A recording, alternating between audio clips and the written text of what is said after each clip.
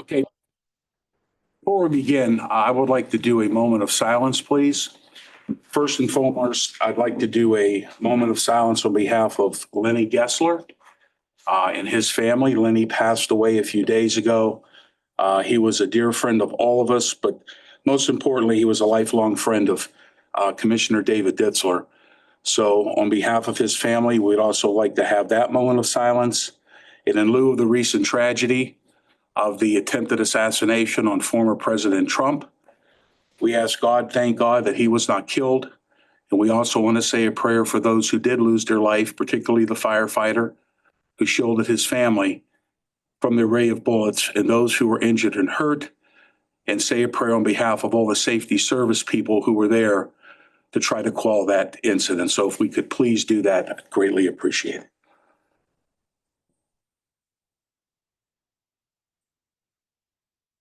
Thank you very much. Yes, stand for the pledge. I pledge allegiance to the flag of the United States of America and to the republic for which it stands, one nation, under God, indivisible, with liberty and justice for all. Thank you very much. Welcome. This is our 28th meeting already of the year. It is Thursday, July 18th at 10:04 a.m. And we will begin with public comments. And I will ask for your name and address for the record. 3 minutes, yes. Terry, figure next.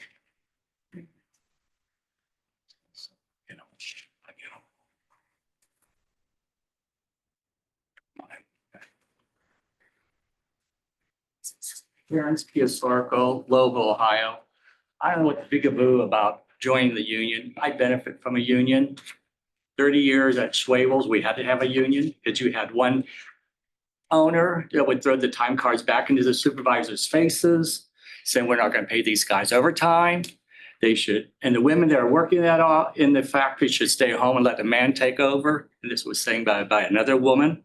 Yeah. And at the age of 48, I retired. I didn't have to work the rest of my life. I had a good pension, plus now I'm collecting my Social Security. And I don't know why there's a big haboo about joining a union. It benefits everyone. It brings everyone up. And if you don't join a union, if you're in management, whatever your union members voted on, management benefits, because if you're working in a factory with a union and management, it coincide. If you give a raise to the union people, you give a raise to the management, and we needed the union at Schwabel's. Believe me, we did, because we had 3 ways of getting overtime: time and a half, double time, and callback. For callback, you'd be off 12 hours between shifts. If you were not off 12 hours, you get paid at time and a half. Double time on Mondays and Fridays is when we went over 10 hours, because Mondays and Fridays are finish up nights. And sometimes we go into like 3 shifts nonstop because of the orders during the summertime. And time and a half is after 8 hours. And that was all due to union negotiations in our contract. And come to Level for the festival. All right. That's the baby doll dance. It's tonight. Yeah. And the car show. Yes, the car show. Especially the car show, When Monday is night. that? Sunday, Monday. Okay. Hey, good morning. Morning. There you go. Good morning, Commissioners. Good morning, ladies and gentlemen. I see that we're on the agenda today. Need your name. Million Perry Pfeiffer, Chief Executive Officer at the Passaic Way Project. You need the address still? 2833 Southern Boulevard, Youngstown, Ohio. Thank you. Good morning, Commissioners. I'm sorry. I see we're on the agenda today. I really appreciate it. So I'm trying not to get emotional while I'm standing up here. This is very, very hard. I'm doing 2 things at once right now. I'm running my youth program and I'm here today. There are some letters that I gave out to Mrs. Audrey. And one of them I'm not going to publicly address, but I am asking for a response in writing if possible on both of the letters. But the other one I will address publicly. I am asking or some support or some type of power boot under somebody. We need some help at the McGuffey Family Pond and Deck. And McGuffey Wildlife Preserve out there close to the Hoytsville area. It's not good. It's not. And I went out there and it's barely anything there, really. It's just a mess. I think we should really focus on putting that back in realization and bringing it back up to code. Because that's people really want to go there. And that's a nice little peaceful area. So I think we should try to do something about that, We're please. going to be hearing from Mr. Richard Scarcella, who has led that charge now for many moons. And Richard's going to be speaking here shortly. So, yep. All right. Thank you. Thank you. You. Do you want to introduce your crew? Oh, I can, yes. We have Caden, Mr. Hendricks, and Mr. Lee. Welcome. Welcome. Okay.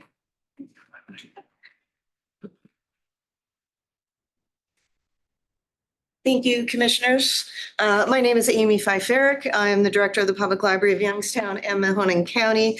My address is 1455 Torrey Pines Court in Canfield. Thank you for allowing public comment today and giving me the opportunity to speak, and also for all the important work that you do to keep our county business flowing.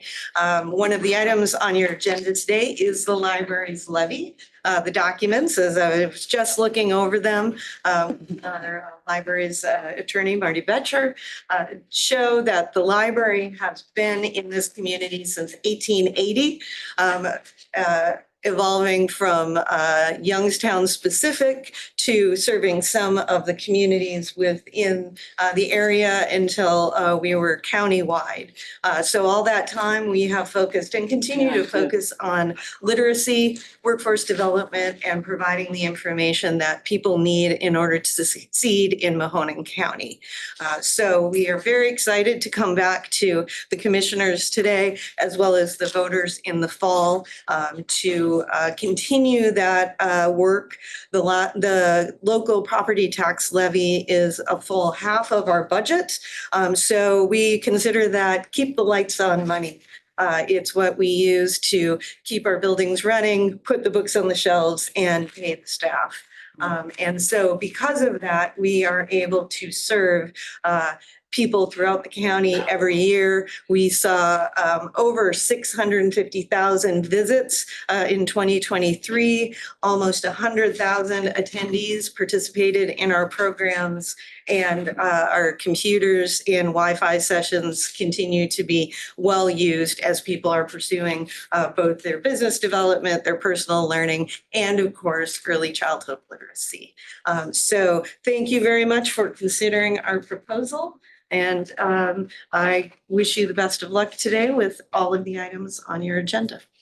Thank you very much. Mr. Scarcella, would you like to talk about the William Holmes McGuffey Wildlife Preserve?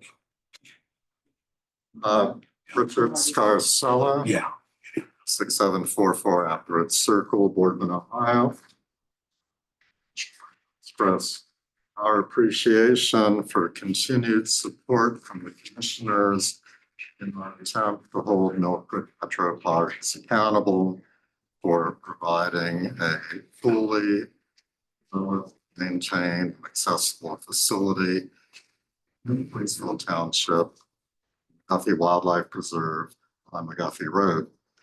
This facility was donated by our society in 1998, 73 acres, National Historic Landmark at no charge to the Park District, with the full expectation that the McGuffey Family Pond and Dock would be maintained for recreation, education, and more importantly, as a dependable watering hole for the wildlife. That has all since disappeared. I've waited for 25 years for the park to take concrete action to restore, maintain, and preserve the pond and the dock.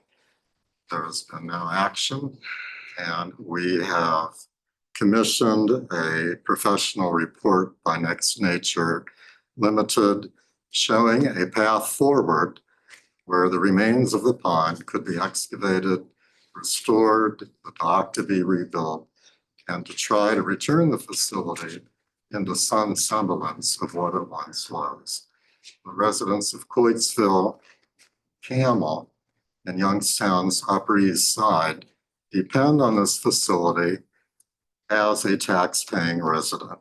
Everybody in the community pays a tax levy, but this facility, for whatever reasons, has been neglected. So once again, I do thank the commissioners for their continued support. People do pay attention. I certainly get comments in the community in support of the commissioners. And speaking for myself, we're not going anywhere. We may be here a couple more years, but we're going to keep at it. Thank you. Thank you, Richard, very much. Okay, next. Jim, our friend from labor are here. Welcome, Jimmy Taylor. Jim Taylor, Vice President of the West Reserve Building Trades, 8065 Market Street. I just want to commend the commissioners. I know there's some issues with project labor agreements and a company, Rudzik. I commend you for taking the allotted time that you have to try to educate the company on that project labor agreement. I'd like to see that that company sign the agreement, move forward with that project. We don't need to be holding the commissioners hostage. We're holding the taxpayers hostage. Let's get this project moving forward for the betterment of Mahoning County. Thank you. Thank you. Marty Loney, absolutely. Morning, Marty. Good morning. Good morning, everybody. Marty Loney, 493 Bev Road. Just a general statement on project labor agreements. Project labor agreements have been used for decades in public construction. This would not be the case, but for the tangible benefits they provide for local communities. Unfortunately, project labor agreements are often misunderstood and misrepresented by those who do not understand how they work. Bottom line is project labor agreements promote safe, professional, and timely completion of crucial infrastructure projects. I'm not going to defend the concept of project labor agreements to those who don't care to understand them. Project labor agreements have been used for several decades for massive projects like the Hoover Dam, Football Hall of Fame Village down the road in Canton, to hundreds of local infrastructure projects in Mahoning County and surrounding areas, Lordstown Energy Center being one. What I will do is address some of the nonsense that's aired out in recent weeks before this commissioner. In recent meetings, we've heard public comments that are simply false, not merely misleading, false. These false claims make their way to the media and the taxpayers suffer as a result. The public fed misinformation, even the suggestion that our public officials are somehow engaging in discrimination. These claims are ridiculous, put it generously. What's happening here is that certain contractors are openly accusing the commissioners of discrimination simply because they don't like a particular bid specification. It's their right not to like any given bid spec, but spreading misinformation doesn't help anybody. Some of the more ridiculous statements that have been made into their way into public reports due to misinformation spread in this room right here. The commissioners require that the work at issue be done by union contractors. This is simply not true under project labor agreements and the public bidding laws that the commission is required to follow. PLAs prevent non-union contractors from bidding on and being awarded contract. Again, completely false. Non-union contractors have worked and are currently working under project labor agreements all across the state of Ohio and from coast to coast. Non-union workers are required to pay union dues on project labor agreements. Once again, completely inaccurate. Such requirements are prohibited both by the project labor agreement itself and by law.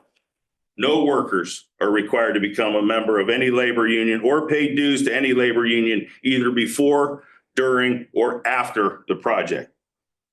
PLAs promote safe, professional, and timely completion of infrastructure projects. They streamline project administration by requiring all parties to work under one agreement that stabilizes working conditions, pay schedules, among other things.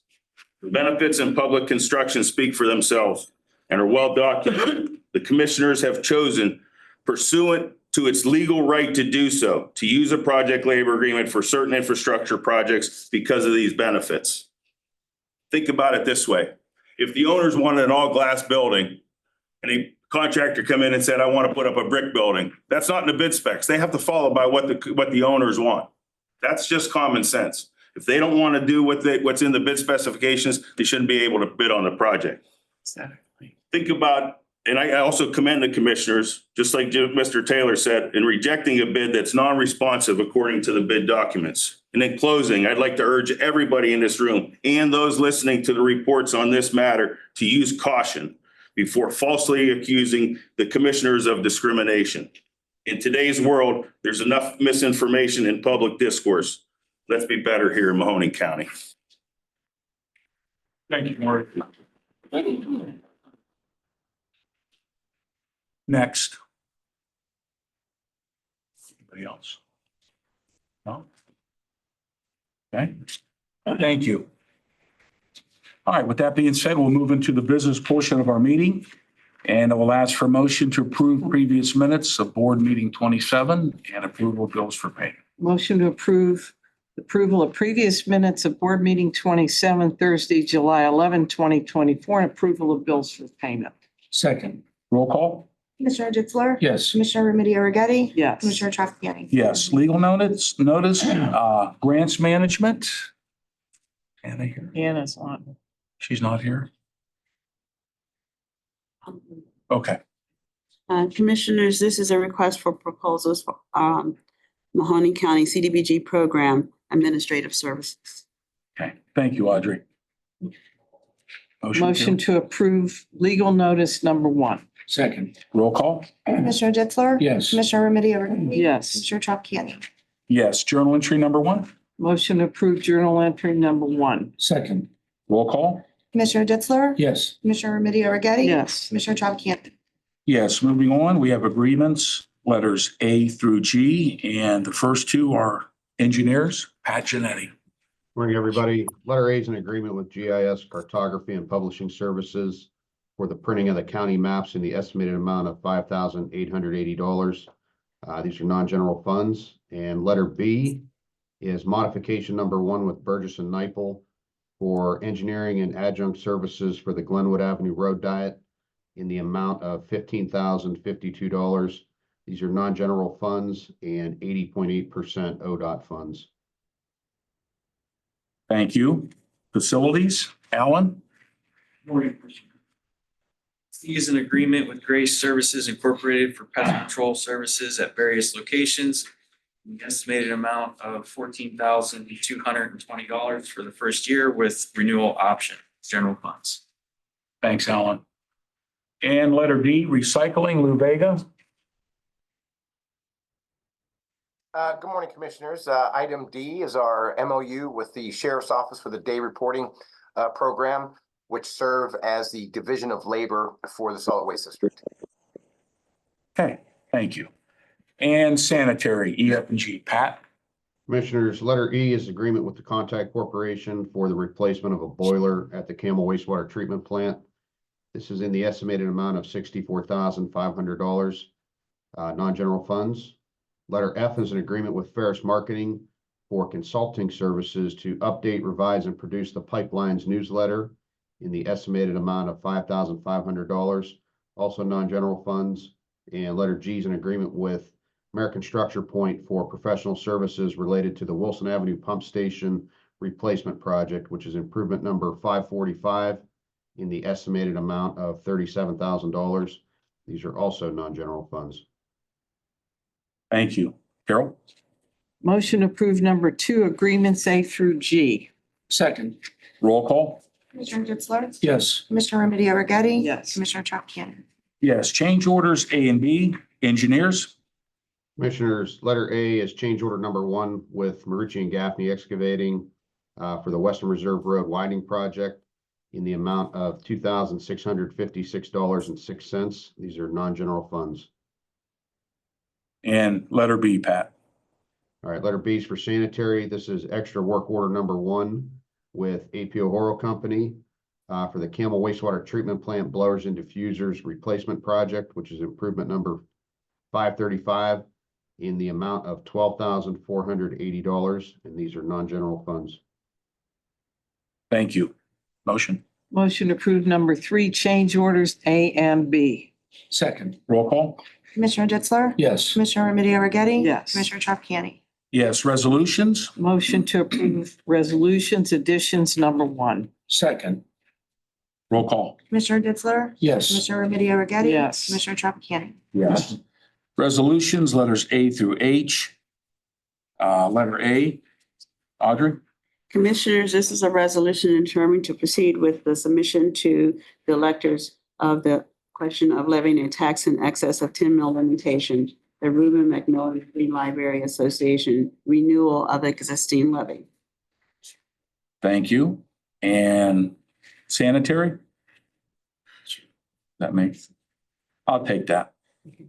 Resolution to reject the bids from Rudzik Excavating for the Lake Milton Waterline Replacement Project, Improvement 513, and the Burgess Run Interceptor Sanitary Sewer Replacement Improvement, number 531, as non-responsive, and authorize the sanitary engineer contact the next 2 lowest bidders per ORC 9.312.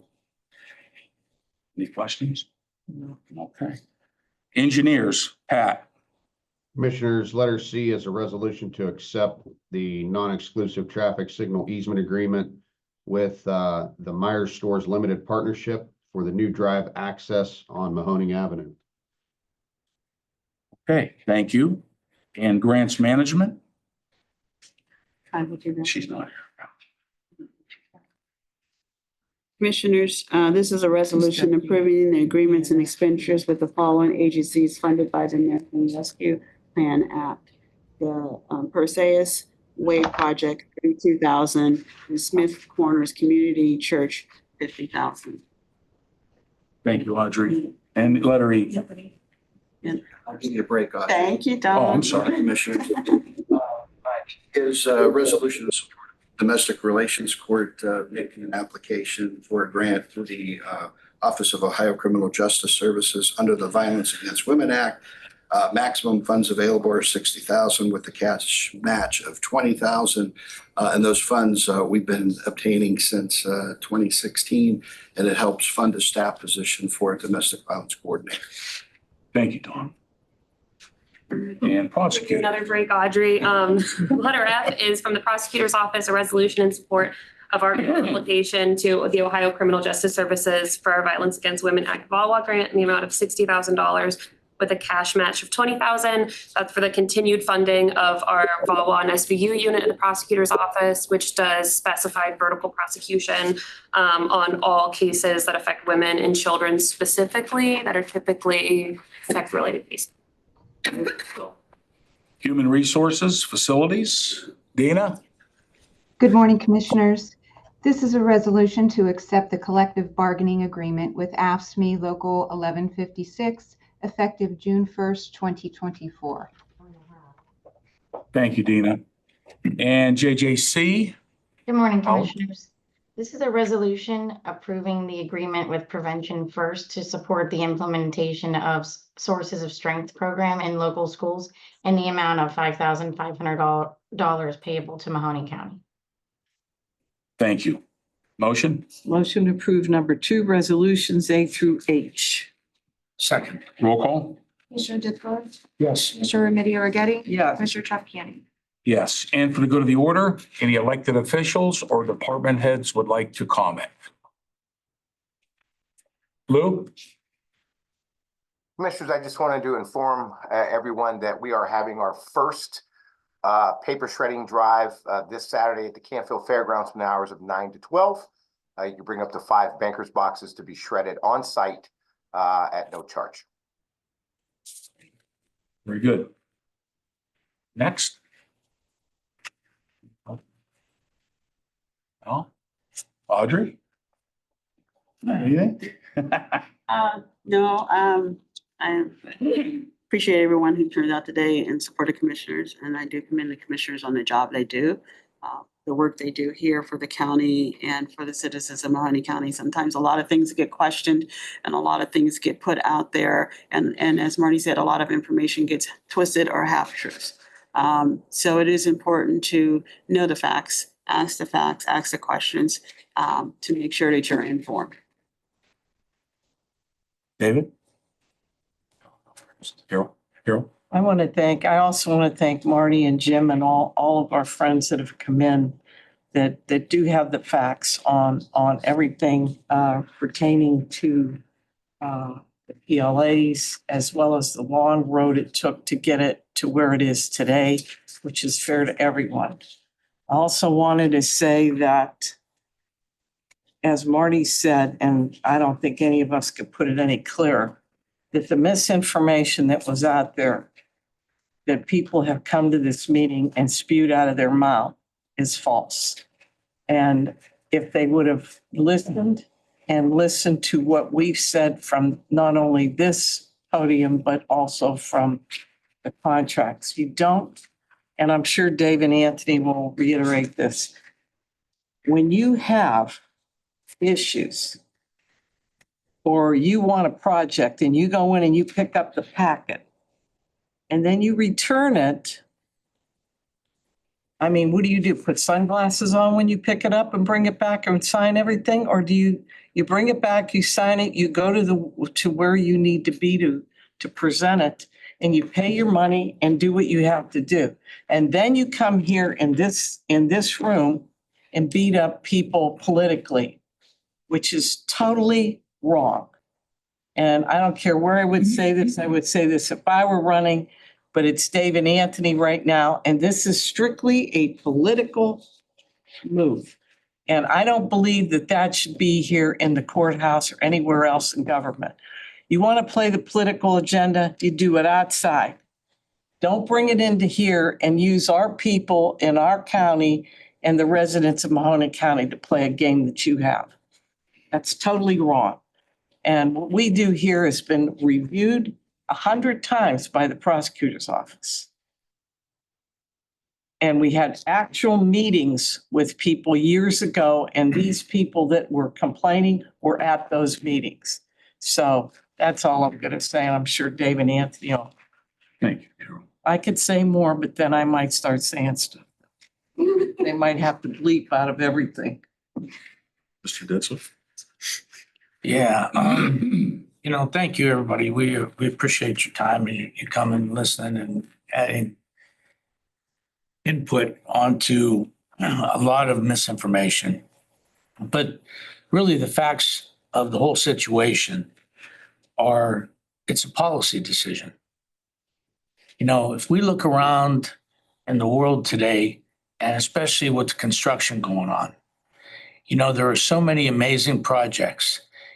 Right now, I brought this out and, we don't get a lot of media coverage on things like this. Just over the last 4 years, there's 51 engineers projects, sanitary engineers projects that have been out, 51, $107 million in infrastructure projects just for those two departments. And that doesn't count any of the infrastructure going on with ARPA funds. It doesn't count on any of the infrastructure going on that this board allocates carryover dollars for community development block grants funds, that we put CIC dollars in that add to every local political subdivision in Mahoning County. So all of those that are out there happening, what it does is we all know what the workforce, how short we are of workers in the world today, and how many people tell you can't find anybody to do that job, can't find anybody to do that job. Well, like Marty Loney said, who I have to say thank you for being on the Port Authority Board. Marty is the president of the Port Authority Board. They keep renaming him president, over that directs people, Ed Moransky, Sam Cavelli, people on this board that have created so many jobs, so much business, so much opportunity that sit on our board and that add value to our board as our economic development arm and tool. So I have to thank him immensely. But, You know, all the PLA does, and Marty said it correctly, I mean, it doesn't make you join a union. It doesn't make you become a union company. It doesn't have anything to do with union and non-union. What it does is we have so many different companies that bid on jobs from every state that we don't even know who they are, or some of them we've never heard of. And what a PLA does is it says that you may have a company that has 10 different jobs going on, and your company has 20 employees. Well, now you get a lowest bid, and you bring a lowest bid into the equation, and you don't have enough employees. What do? You scramble to put people on the job. But if it's a government project and you put a PLA into the equation, now if they're normal employees that are qualified to do are only 20 and you've got 35 people working, well, what it says to do is go to the trades, go to the union hall, pull people out to fill the plumbers and pipe fitters, the carpenters, the painters, the laborers, fill those positions with individuals that are skilled tradesmen that have gone through apprenticeship and have a skilled trades card to fill the void. That's all it says. And when we have buildings blowing up, we have people dying on the job, we have people being killed on work sites. Why would not this board initiate a PLA to protect the safety? And the one line that I wrote down, that it promotes safety, professionalism, timely completion of critical infrastructure projects. I mean, that says it all. You know, we have people going on the radio, business people going on the radio and saying we're discriminating against local businesses. You know, the company in question that has the most issues with the PLA is second in $107 million, almost $20 million. They've been awarded by this board and the engineers. The largest project that we've ever put out that I'm aware of is this board, almost $20 million. You know, so no money's coming out of local companies' pockets, believe me. If they adhere to the specifications and bid, you know, it's the qualified bidders. But a PLA does nothing but enhance the value of the workmanship. It creates less change orders. It creates timely completion. There are so many positives on it that it behooves us to make sure that these types of projects, we protect the safety of the workers, the safety of the community, and we promote dollar savings in the long run. These are savings to the residents and the taxpayers of Mahoning County, you know, because all of that together makes it less costly. So, I mean, I talked with county engineer just recently, and he said that he's got paving programs that are 3 weeks behind because the crews they don't have enough people on the crews, and they come here for a week, they go somewhere else for a week. They put out fires. They do a little bit in all the jobs they're on and don't complete anything. So we're 3 weeks behind in the paving, and you know when they'll come out and start to kick it in is when it's raining, starts to snow, and you're driving down the street thinking, "Wow, can you put down hot, paving over rain?" You know, I don't know. You know, but you know, right now is when we should be doing all these, but crews are short. And if there was a PLA in that, it would be more timely. You know, so this board made a policy decision to protect the community, the taxpayers, and the workers, and try to avoid situations like the one we live in. So what's the life of a worker worth? All said. So and you know what? I'll defend, you know, what I believe in. And if it causes somebody to or not to vote for me, that's fine too, because I never back off on what I believe in, and I think I can substantiate it time and time again. And let me add one more thing. For the record, I believe this is a fact. It's maybe one or two off, but in the last 10 years, this board's only put 6 PLAs in contracts, 6 out of the hundreds that have been placed out for bid in Mahoning County, 6. And no one's ever questioned them when they were placed into a contract. Unions and non-union companies have bid on them and been awarded them. So, I mean, it's definitely, something that is not the norm, but Mahoning County's had them since 2008. Trumbull County, I know that they initiated them. I saw a resolution that they had in 2020 that says anything over $100,000 on an engineer's estimate will have a PLA. So it's something it's very, very needed and necessary in today's world with the work that's going on. And last, and certainly most important in my life, I thank Commissioner Trafficani and Auditor and Carol for acknowledging my buddy Lenny Gessler. If you saw his picture, I'm sure most of you probably run across him somewhere. Golf course. Lenny, especially if you golf. I've known Lenny for over 40 years. He's like the first one of my friends. We lose families. I lost my parents, and that always is devastating to anybody that loses a mother and father and sibling and things of that nature. But, the first one of my circle of friends, and I have a handful of people that I call very close friends, and Lenny's probably at the top of the list. And more than 40 years, we played softball together for 25 years on the same team. And he is an amazing golfer, an avid golfer. And if you get a chance to read his obituary, I mean, please do. It says a lot of things about probably one of the kindest, nicest, most polite, cordial, accommodating, compassionate. I don't know enough adjectives to talk about Lenny. Lenny was one of 5 brothers, Lenny being the oldest.